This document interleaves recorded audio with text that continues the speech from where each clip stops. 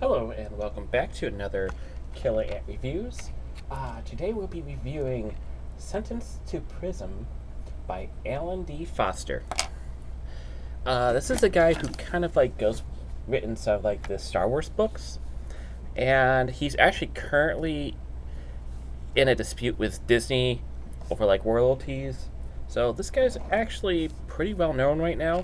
I do think that he does, in my opinion, he does deserve some money from Disney. You know, like the group that's making billions of dollars, they should definitely pay this guy more, or at least something for his work towards the Star Wars universe. There was a little bit of a problem with this book. Usually, I try to sell these or give them to friends after I'm done with them.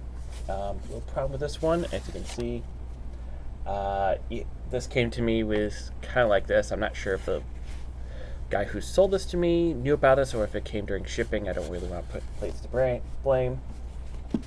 Luckily, the spine of the book is actually intact, so I really had no issues reading this. And what I think about the cover basically self-explanatory. You got a guy trapped in a suit on an alien world, which is basically how the book starts off. He is recruited to go looking through like an alien world that's like we're carbon based, it's like silicon based, so it's like a lot of crystals and a whole ecosystem of it. And partway through, his suit powers down after taking some damage, and he's trapped in there. This definitely goes through a bunch of different sci-fi themes. Like at first, it actually starts off kind of like a horror movie. Like he's like investigating like this horrific scene, just trying to figure out what's happening. Basically, the main protagonist is hired into like the latest suit to go through this world and find out what happened to some scientists who are researching into the world and found out that a lot of them are dead, and he's trying to search for survivors. And after that, it turns into a kind of like a survivalist. So he's like trying to survive in this world that he has no knowledge of. Like, how do I survive? How do I do all this? Then it straight up goes into basically a sci-fi where he does meet intelligent life, and it definitely gets into good detail about everything. Like, you actually know it. The guy Alan Dean Foster did a fantastic job on describing like this new civilization, like strength and weaknesses. And while the main protagonist starts off as arrogant, it quickly breaks him down to he doesn't know anything about this planet. And overall, it's definitely good. This is probably, out of all the vintage sci-fi fantasy books I've gotten, this is my favorite so far. It's descriptive. It kept me interested throughout, and it's about 270 something pages, so not like a medium read, like a standard. So it doesn't overstay its welcome, nor did it actually was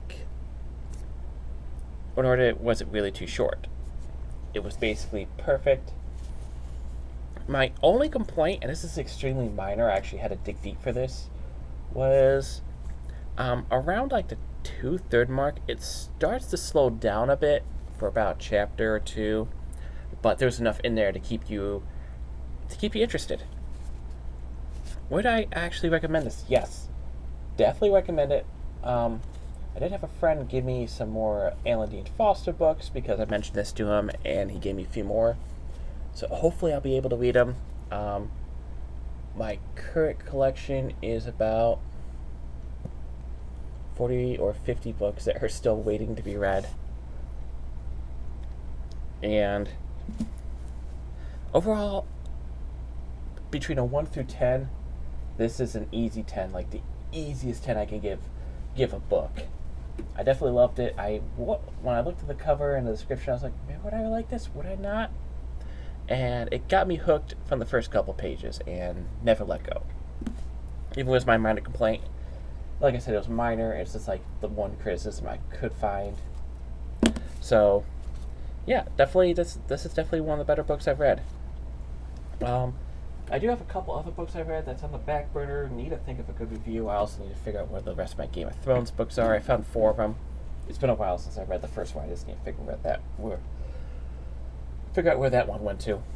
And I hope to get more content out soon. So until next time, this is Killer Ant.